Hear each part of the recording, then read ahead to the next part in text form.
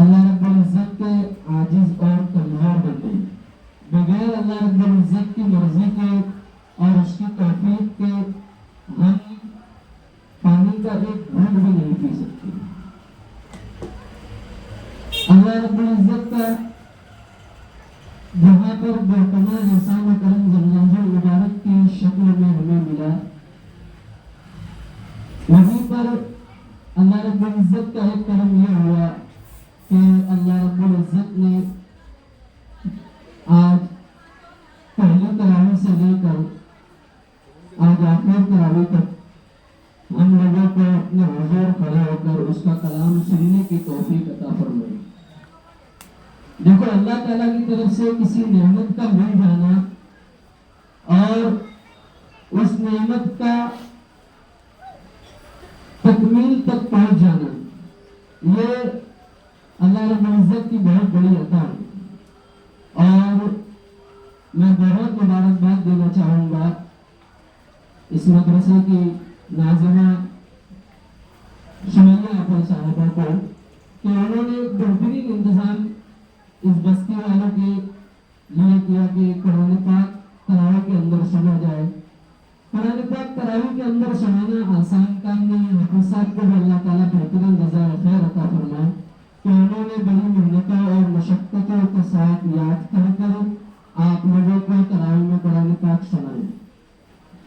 اب قرآن پاک کو رمضان المبارک سے بہت بڑی نسبت ہے۔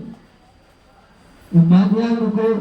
اللہ رب العزت نے قرآن کریم کی تکمیل رمضان المبارک کے اندر ہی فرمائی، اور قرآن پاک کا جو رشتہ ہے صرف رمضان المبارک سے نہیں ہے۔ ہمارا اور آپ کا نظریہ تو صرف یہ رہا ہے کہ رمضان المبارک کے اندر حافظ صاحبان قرآن کے اندر مسجدوں کے اندر قرآن سنا دے رہے، کہیں پر مدرسوں کے اندر قرآن سنا دے رہے، یا کسی جماعت خانے کے اندر بلڈنگ کے اندر قرآن سنا دے رہے، ہم سن لے رہے۔ صرف رمضان سے مختص قرآن کریم نہیں ہے، بلکہ قرآن کریم ایک عظیم الشان کتاب ہے۔ ماضی میں جو بھی قومیں آئی، جو لوگ آئے، انہوں نے قرآن کریم کے اوپر عمل کیا، قرآن کریم کو اپنی زندگی کا ایک حصہ بنایا، صرف ایک مہینے کے لیے قرآن کریم کو مختص نہیں کیا۔ تو میں ہماری اپنی ماں اور بہنوں سے ادباً بہت عاجزانہ درخواست یہ کروں گا کہ جس طریقے سے ماشاءاللہ آپ لوگوں نے قرآن کریم کو ایک جگہ جمع ہو کر تراویح میں قرآن کریم کو مکمل طور پر سنا، تو آپ اپنے گھروں میں ایک ماحول بنائیں۔ آپ ہی لوگ ایسے ہیں کہ جن کی وجہ سے قوم کو انقلاب ملا ہے، آپ ہی وہ مائیں اور بہنیں ہیں جنہوں نے ایسی اولادوں کو جنم دیا جو کوئی صلاح الدین ایوبی کی شکل میں بنی، کوئی محمد بن قاسم کی جگہ اختیار کی، اور جو بھی بڑے بڑے اکابرین علماء پیدا ہوئے وہ آپ ہی جیسی مائیں بہنیں تھیں جنہوں نے ان کو جنم دیا۔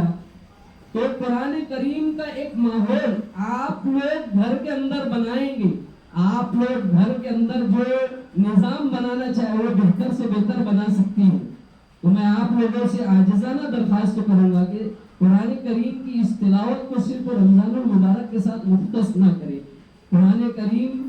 کی بہت خیر اور برکتیں ہیں، میں آپ لوگوں کو کیا بتاؤں۔ قرآن کریم کی خیر اور برکتیں تو خود میں نے بھی اپنی چشمدید آنکھوں سے اس کو دیکھا ہے۔ تو قرآن کریم کی خدمت سے اللہ رب العزت نے اپنے فضل سے اپنے کرم سے جوڑے رکھا، اور اللہ رب العزت نے اس قرآن کریم کی خدمت کی بدولت سے اللہ رب العزت نے اپنے گھر کی زیارت نصیب فرمائی۔ ہمارے حضرت مولانا غلام محمد وسطانی ان دنوں بہت زیادہ علی ہیں۔ جامعہ اسلامیہ اشاعت المکل کنواں کے بانی مولانا غلام محمد وسطانی، میں نے حضرت کو طالب علمانہ زندگی سے لے کر آج تک قرآن سے والہانہ تعلق ہے۔ ابھی حضرت کا ڈائلیسس چالو ہے، شوگر کی بیماری ہے، اور حضرت کو سانس پھولنے کی بیماری ہے، ایسی کئی ساری بیماریاں ایک ساتھ ہونے کے باوجود بھی رمضان المبارک کے اندر ان کو قرآن سے ایسا شغف ہے کہ ان کو دیکھ کر اللہ یاد آ گئے۔ حضرت ہمیں ہمیشہ کہتے تھے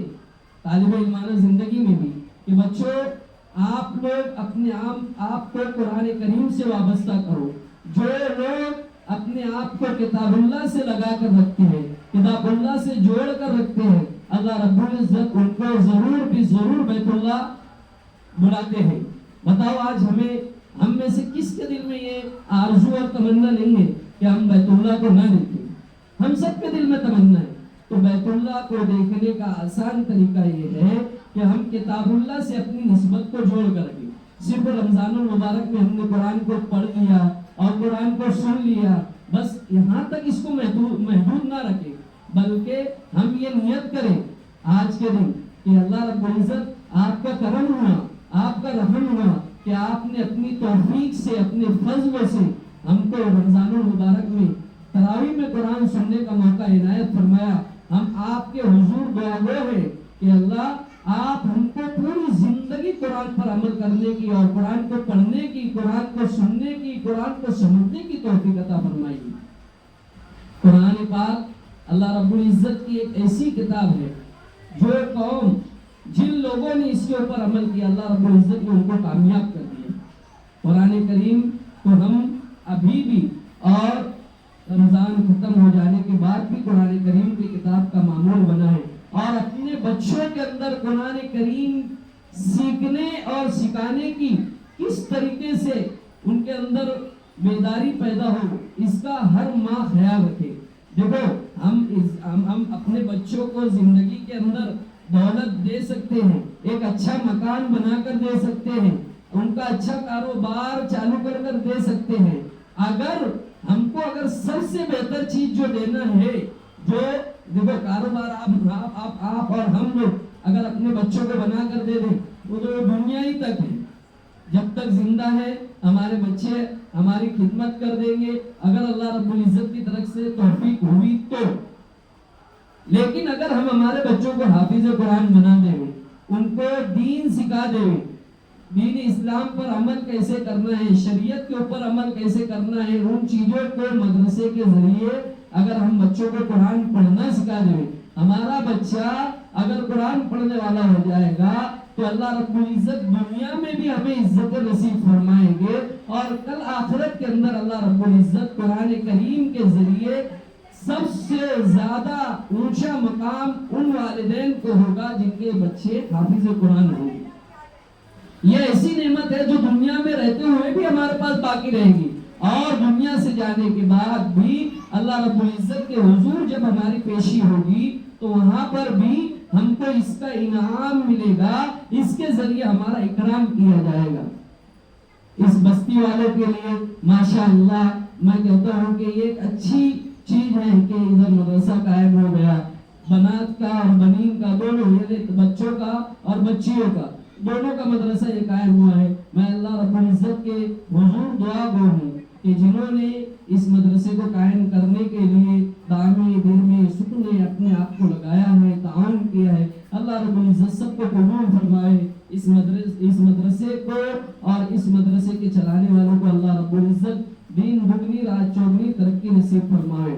آپ لوگ درود شریف پڑھ لیں، انشاءاللہ دعا کی جائے گی۔ آج تاک رات ہے اور بھی تاک راتیں باقی ہیں، ان راتوں کی قدر کریں۔ دیکھو تاک راتیں ایسی ہیں کہ یہ قسمت والوں کو ملتی ہے۔ ہماری مائیں بہنیں تو ماشاءاللہ رمضان المبارک کے اندر رات بھر کاموں کے اندر رہتی ہیں، تو میں ہماری اپنی ماں اور بہنوں سے گزارش کروں گا، درخواست کروں گا کہ آپ لوگ ایسے ہیں کہ اللہ رب العزت کے آگے اگر آپ لوگ جو آرزویں جو تمنائیں آپ لوگ رکھیں گے انشاءاللہ اللہ رب العزت ضرور قبول کریں گے۔ تو ہماری مائیں بہنوں سے یہ گزارش کروں گا کہ ان تاک راتوں کو اپنے گھر کے مردوں کو بھی عبادت کے اندر لگائیں، آپ لوگ بھی عبادت کریں، تاکہ ہمیں ان تاک راتوں کے اندر جو رات ہے تاک رات ہے وہ ہمیں نصیب ہو جائے اور ہماری بگلی بن جائے۔ ہمیں بہت زیادہ ضرورت ہے اللہ رب العزت سے مانگنے کی اور اللہ رب العزت سے پانے کی، اس لیے کہ آج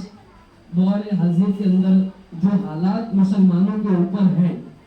تو اس میں اللہ رب العزت سے مانگنے کی سب سے زیادہ ضرورت ہے۔ اگر آج سب سے زیادہ کوتاہی ہم سے اگر کچھ ہو رہی ہے تو وہ اللہ رب العزت کی طرف لو لگانے کی کوتاہی ہو رہی ہے۔ ہم نے اپنی زندگی کا مقصد کمانا، کھانا اور جینا، اچھے کپڑے پہننا، اچھے گھر میں رہنا ہی سمجھ لیا ہے، بلکہ ہماری زندگی کا اصل مقصد اللہ رب العزت نے تو اپنی کتاب کے اندر بیان فرمایا، وَمَا خَلَقْتُ الْجِنَّ وَالْإِنسَ إِلَّا لِيَعْبُدُونِ، کہ ہم نے انسان کو اپنی عبادت کے لیے پیدا کیا۔ باقی رزق کا وعدہ تو اللہ رب العزت نے لیا ہوا ہے، وہ ہمیں بہرحال مل کر رہنا ہے، ہم کتنی بھی محنت کر لیں۔ تو ہماری مائیں اور بہنوں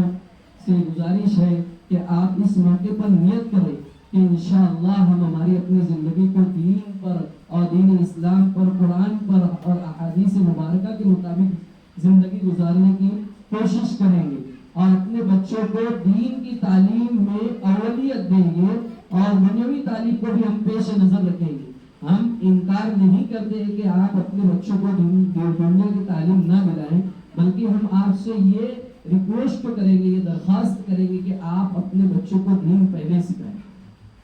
آپ لوگ دین کے اوپر خود بھی عمل کریں، اپنے گھر والوں کو عمل کریں، کروائیں۔ میں بہت بہت مبارکباد دیتا ہوں حافظ صاحب کو، ان کے والدین کو، کہ ماشاءاللہ اللہ رب العزت نے ان کو یہ نعمت عطا فرمائی، تو انہوں نے اس نعمت کی قدردانی کی، توفیق کے ساتھ ساتھ تراویح میں قرآن پاک کو سنایا۔ اللہ تعالیٰ بے انتہا قبول فرمائے۔ جن لوگوں نے تراویح کے لیے یہاں پر انتظام کیا، جو ہماری مائیں بہنوں نے تراویح میں شریک ہو کر